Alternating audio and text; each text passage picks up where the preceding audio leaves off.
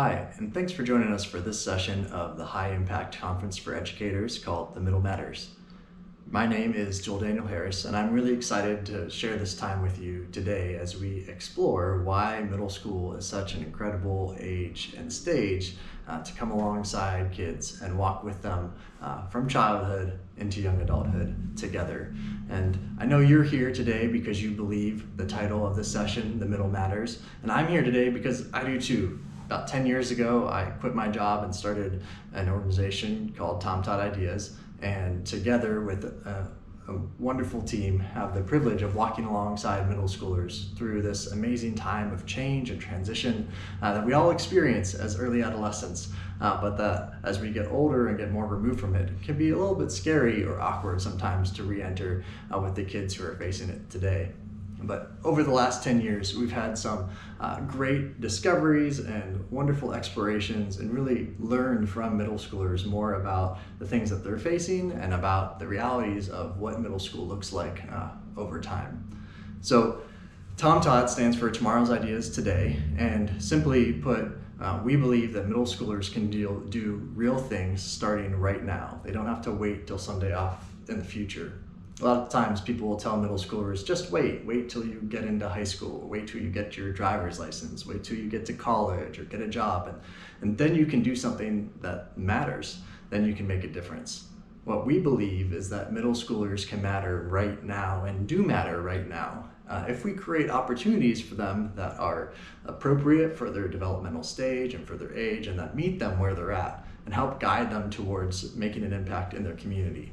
And so we've got a fun team that really strives to go after that every day. You're going to get to meet one of those team members, our team guide and lead adventure curator, Pat Gerber, who's going to be sharing with you about some of our approaches and the things that we've learned over the years. And in the last year, we've worked with about 2,000 middle schoolers throughout Stark and Summit County in ways that really aim to build relationships with them and help them navigate the space that is middle school, and as well as make a meaningful impact on their community through exploring their community, connecting with community leaders, and taking action to put ideas that they have for their community into motion. You know, TomTod exists in part because there's not that many people that believe, like you do and like I do, that middle schoolers matter. And there aren't that many places that celebrate middle schoolers and create opportunities that are oriented towards their unique perspectives and abilities. But we think it's absolutely vital that we join early adolescents in this pivotal stage of transformation, and that we listen to them, that we learn from them, that we celebrate them, that we empower their incredible ideas to transform the world around us. You know, we've got some big challenges facing our world and our community these days, and we need perspective. We need a willingness to go against the status quo or to try and challenge just the sense of normalcy that maybe exists to help us overcome some of those challenges. And so we think middle schoolers can be part of that beautiful spurring on towards change.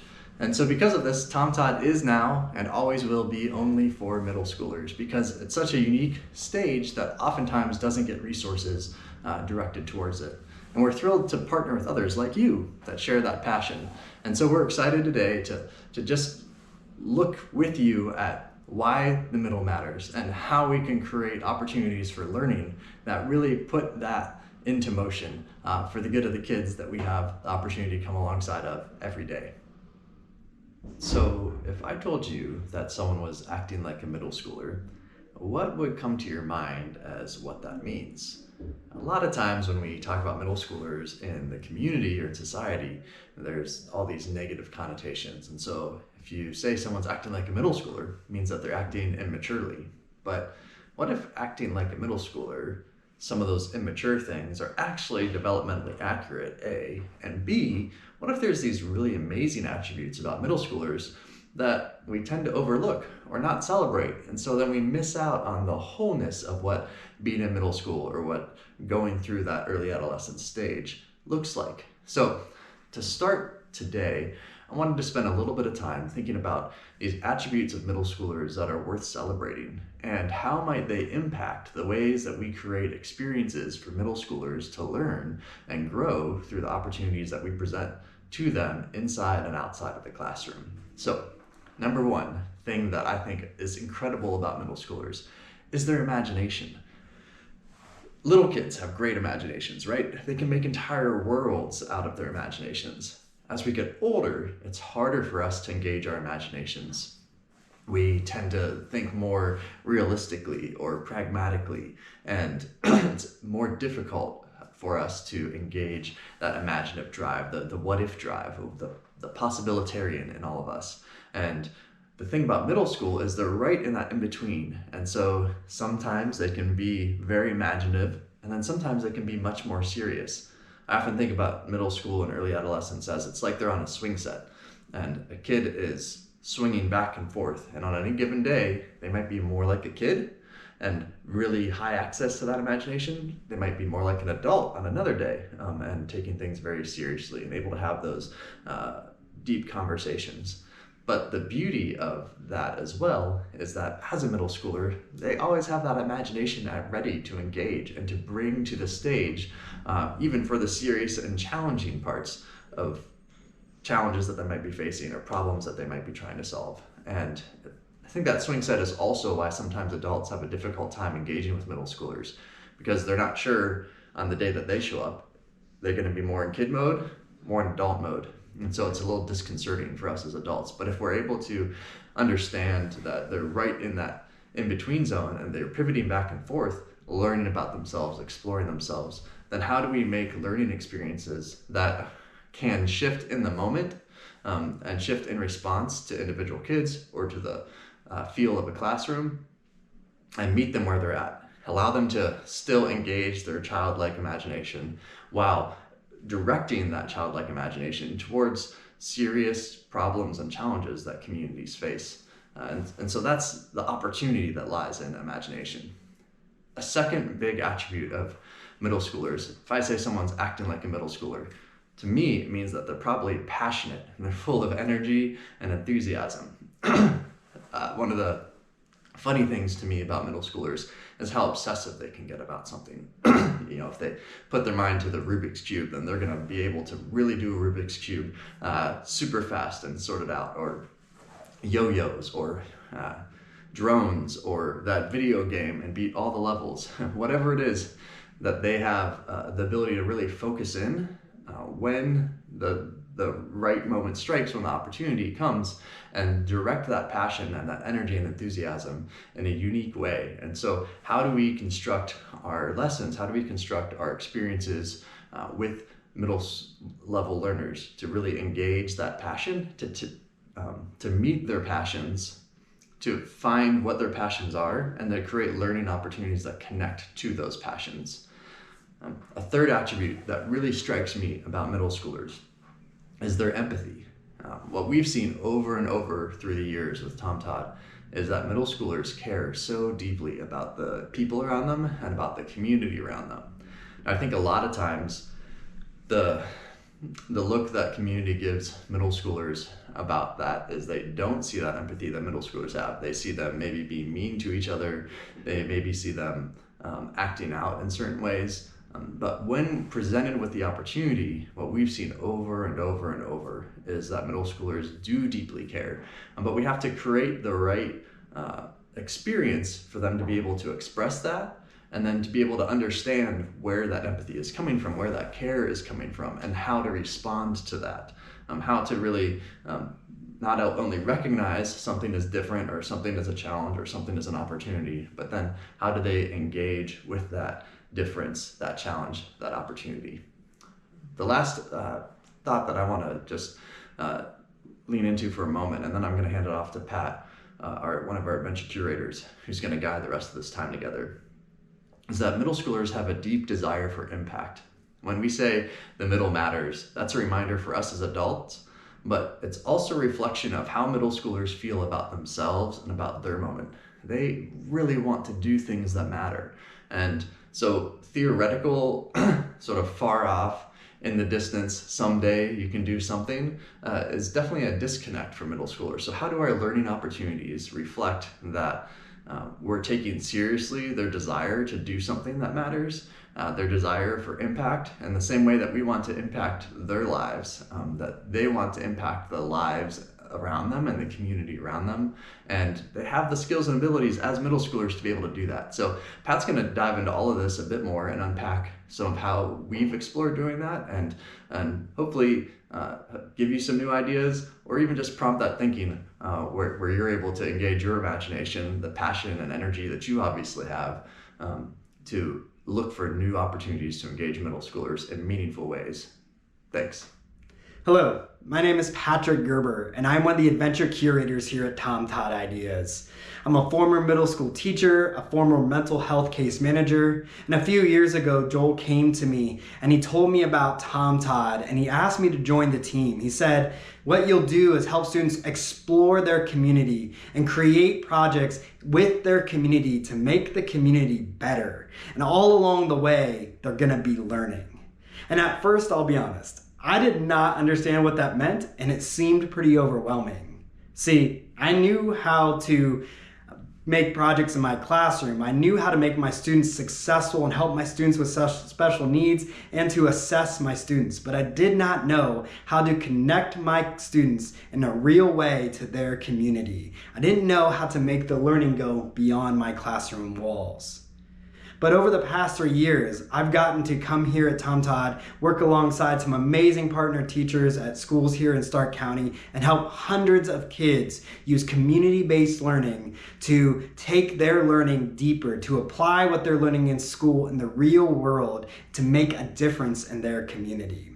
And what I want to invite you to do today is to learn what we mean here at TomTod when we say community-based learning. Learn why it's so impactful for your students, and learn some easy ways you can integrate it into your students and into your standards this coming school year.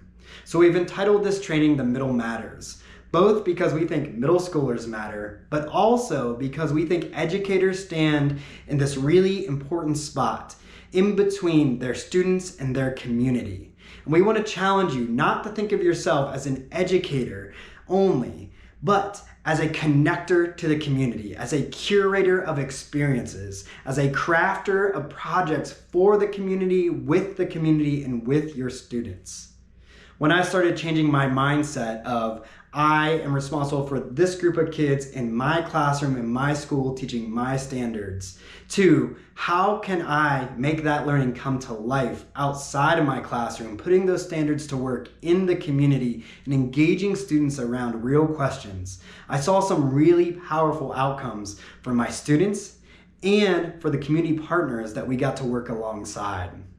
So our challenge today is for me to show you what community-based learning means. And the first thing that I think we need to think of as educators is that connecting to students' real lives is important. It matters. This quote by A.H. Dysons, a researcher from the University of Illinois, really sums up this point. Children are not first and foremost learners. They are first and foremost people living the complexities of their day-to-day lives. We know that, right?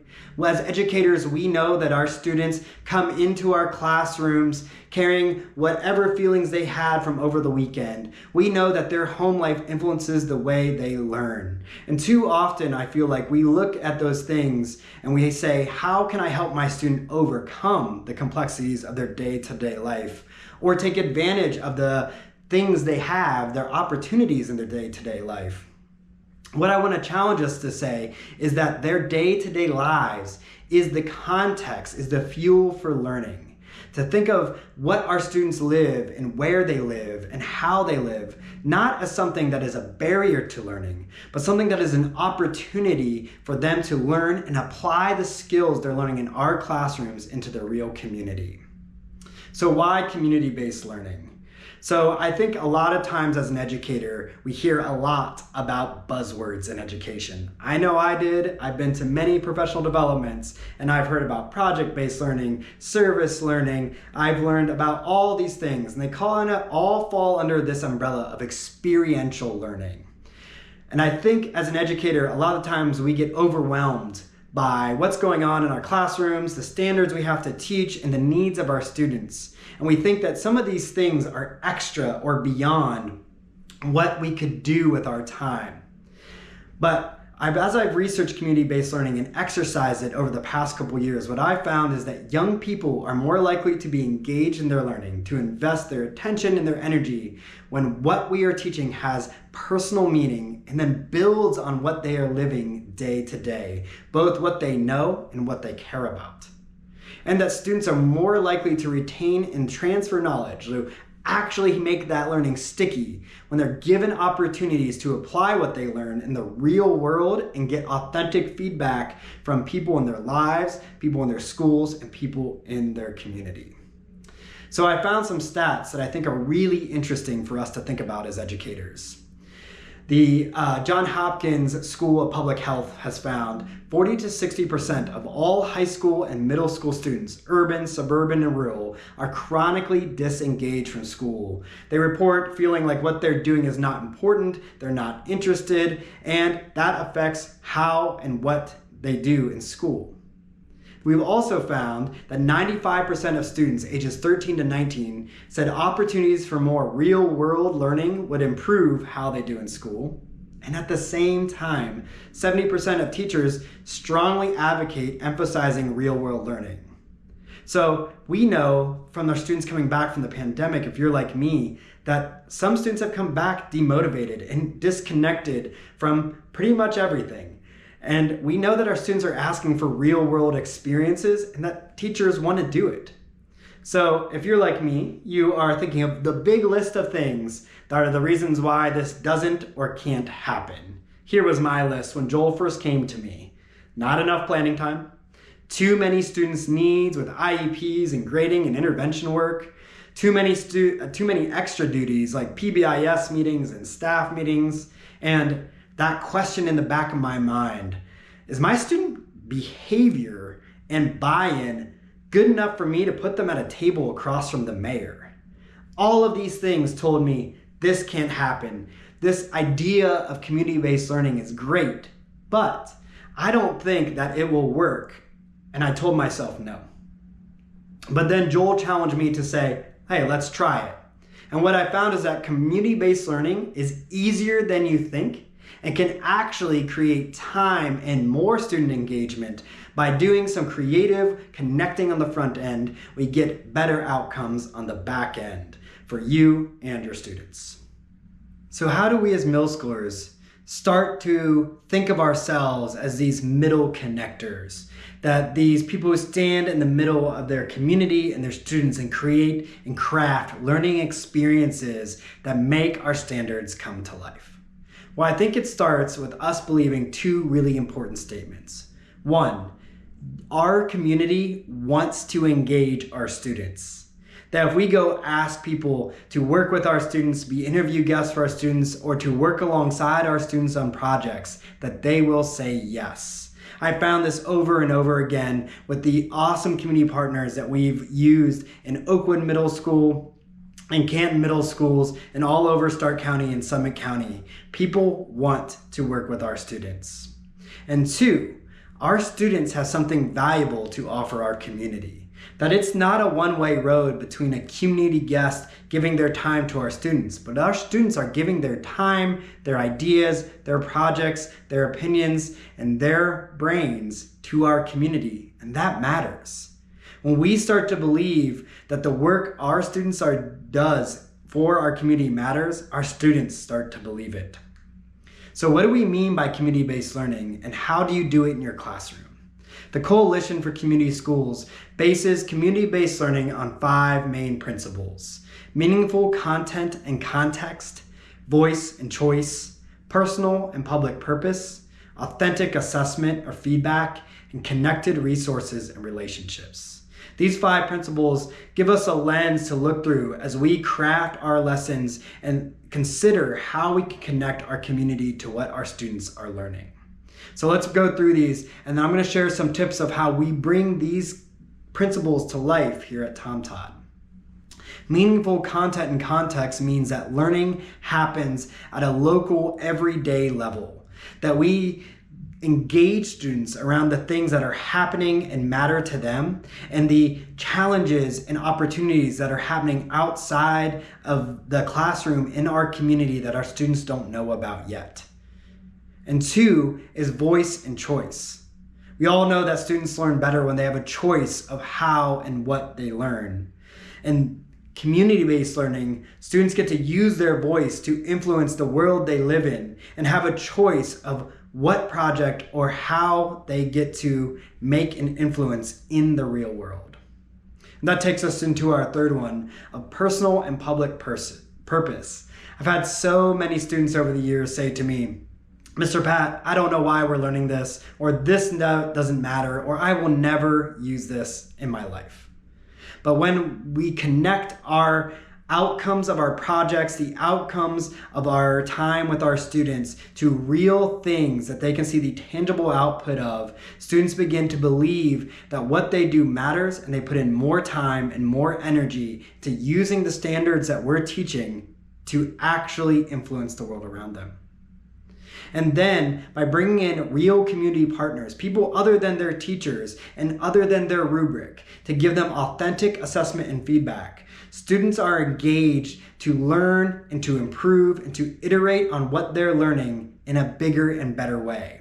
When a student is engaged with someone across a table during an interview, the sentence that they wrote for that question really matters. If they didn't prepare, that's going to be a tough moment. And if they did, they're going to have a great interview with somebody that they think's really cool. And if a student works on a project and gets real feedback from a professional who does that, a student begins to see their work as mattering and can picture a future for themselves doing that thing or making a difference with that project right now.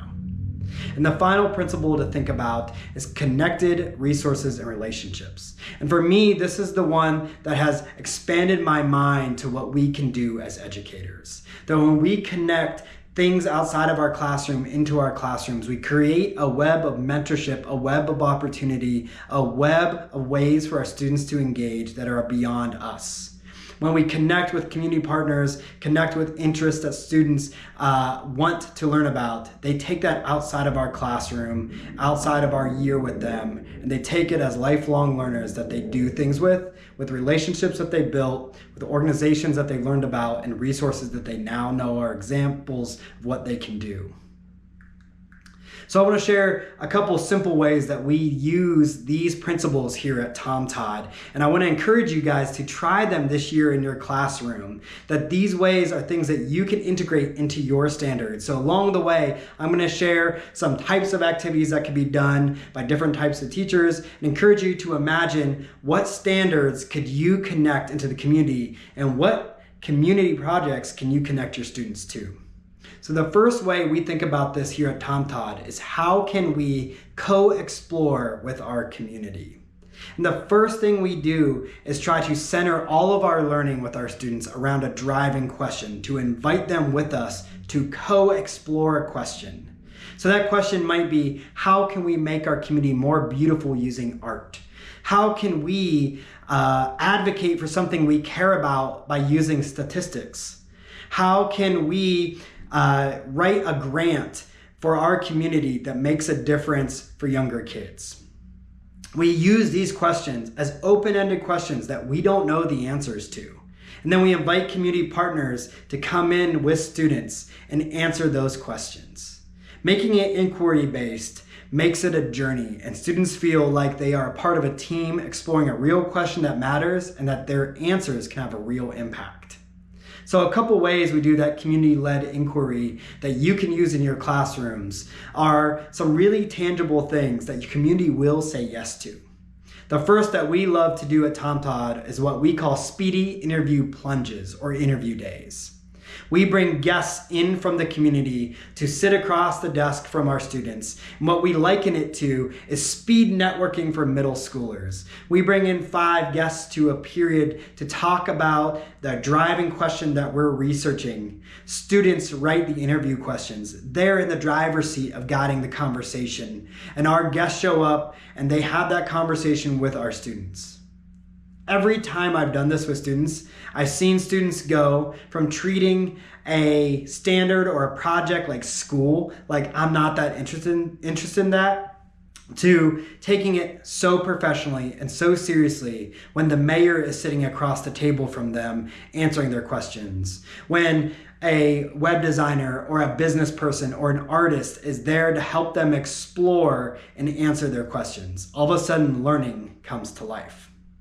People will say yes to coming into your school, and they're excited to see kids come to life and to interact with them. But sometimes getting people on the same schedule and working with them can be difficult. So a couple asynchronous ways that we like to co-explore with our community is to go look for community resources that already exist. There's plenty of community surveys from your local government, your local nonprofits about issues happening in your community that can teach students statistics through pie graphs of what's going on in their neighborhoods or their schools. You can connect with community experts who are passionate about sharing what they're working on with your students, connecting them into that. Or if you find a person that you would love your students to talk to, but they can't come in, we love to use asynchronous communication ways like Flipgrid conversations, having our students record their questions on Flipgrid and having our guests record the answers during that week for the next class period. So how can we co-explore with our students? Invite people into your classroom and create opportunities for students to learn outside of your classroom with real things happening in their community. The second way we like to do this at TomTod is to co-create with our community, is to find ways for students to engage in community projects that are meaningful and real.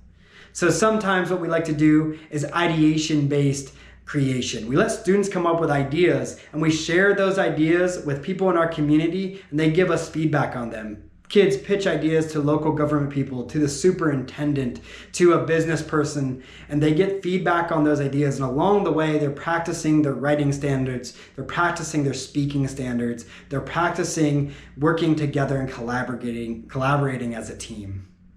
Sometimes we align students to grant writing and teach them how to do that as a way of citing evidence and advocating for themselves in writing. Students create websites and they're learning to code, use math, and use writing at the same time. Or students collect survey data and create graphs that can be used by community agencies outside themselves. Or one of the most fun ways to engage students that I think is underused, because we know that students love to debate, is what I call the great community debate. To have students research something on each side of a community issue and bring in judges and guest lecturers to help students learn about that and engage in a community debate that matters to their community right now in a real way. So when we engage students in exploration with people from outside our classroom and let their end product be something that they can actually use and share with people in a way that matters, student motivation goes through the roof. That we can let students imagine that their learning is really rooted in what's going on, and then we can empower them to take their ideas and use them in a big new way. As you begin your next school year, you're not going to throw out all your stuff. You're not going to throw out everything, and you're not going to write 20 more pages of lesson plans based on what I'm saying. But what I want to encourage you to do is to think about how can you engage your community to make your students more motivated and make their learning more sticky. I love to leave you with this quote by Albert Einstein that I think sums up the goal of what we're trying to do. Einstein said, "I never teach my pupils. I only attempt to provide the conditions in which they can learn." Those conditions are their community. And we can connect them to that as educators with a few emails. We can connect them to a world of possibility, to a future career that they didn't know about, to a future mentor, or to a project that will make a difference for someone in their neighborhood or their community right now, just by asking for someone to talk to them, just by aligning what they do to what's really happening outside of our school. You all do great work with students. And I want to encourage you to know that there's lots of people in the community who want to come alongside you in that great work. We at TomTod are here as a resource, and we would love to talk to you more about how to implement this in your classroom. Along with this training, we'll be sharing a slide deck of research and resources that you can use. And we hope that next year you think of yourselves as standing in the middle of your community and your classroom, that you know that your middle schoolers matter, that you matter as a connector to what's going on with your students and what's going on with our community, that we can take the idea of middle school and make it a valuable asset for everyone in our community, because we believe middle schoolers matter, and we know that you do too. Thank you guys for watching. You can learn more about TomTod at tomtodideas.org. You can reach out to us. We would love to speak to you. And we hope that today was valuable and inspiring. And we hope you have an amazing school year with you and your students and your community.